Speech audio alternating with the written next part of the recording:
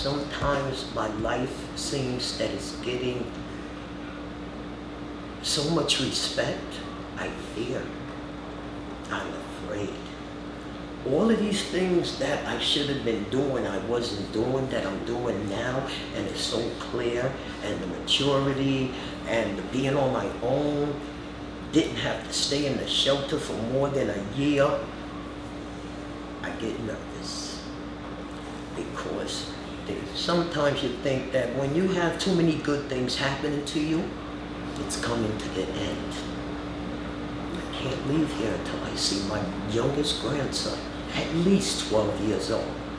And right now he's only 2. Do you think what you have to say will be important to the people who watch this documentary? I hope that I am giving them a little bit of hope and help. Ladies that's in the shelter, positive thinking, and help yourself. In every cell phone, there's a G. There is a search app in every cell phone you buy before you apply apps. Use it. I don't understand what you're saying. Google has been the best thing to me. Any question you have, you can Google it. Housing. Section 8 has a housing portal. Fill it out. See if you get lucky. But you gotta do something. You can't sit back being depressed, not trying to help yourself. Because if you don't help yourself, nobody else is gonna try. They're only gonna help those who help themselves. Just as God says, He'll help those who help themselves. You gotta stand up and do what you need to do. In that shelter, there's a lot of depressing things, and being in it is one. But you have to think positive. It's real. It's real. As kids, you're told to go to school. Get your education, graduate, get a good job. Everybody didn't do that. A lot of people took the shortcut through hell trying to get to heaven. But not all people. Not all, but you will be categorized because of where you're at. And there is really no way to take that stipulation off your head because you're in a shelter.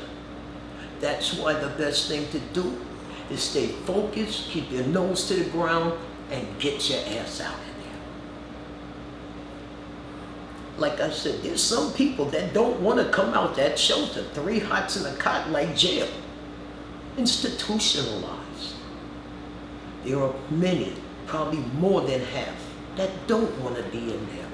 I say to them, put the stone to the grinder and do what you need to do to get out of there. There's apartments and there's life outside that shelter. And once you get out of it, you do not have to take the verbal abuse, the negativity, and the physical, no, the mental beatdown. But life happens to people. But yes, but I'm basically trying to talk to younger people. I'm basically trying to explain to maybe my grandkids, they'll see this. You have to start at young. I got lazy and laid back because my father had a house and he had us in there. His words was, this house is for the family. In case something happens in no street, they got a place to go. We tried to live the way he did after he passed, and people that got to live didn't take care of what they were supposed to. And we got too old to do it. So we had to let it go. You got to what? Too old to maintain certain things and financially unable. A lot of people had jumps that they didn't understand. So I'd say to you, take heed. Do the best you can as a young person. Education and a job will keep you out the shelter. New York is high rent, so you have to get a good job. But it's possible. It's possible. A lot of people also in the shelter that I noticed were from other countries, had land, stuff in other countries, and came here and got into the shelter system and living off of it, sending their money back home. That's not there. Because you're messing up spots for people that are real, that don't have nothing nowhere else. You have so many different sorts of people in that shelter that you really can't make a real call on it. Like I said, catch-22.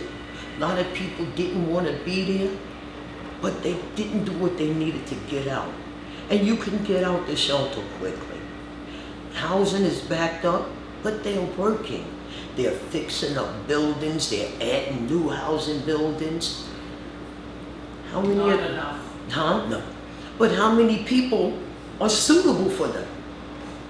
Family shelters, they don't want kids in their apartments because you don't make your kids do what they're supposed to do. Riding holes, that's not right.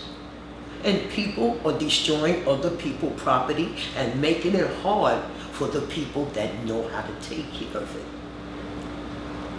All of this is a mess.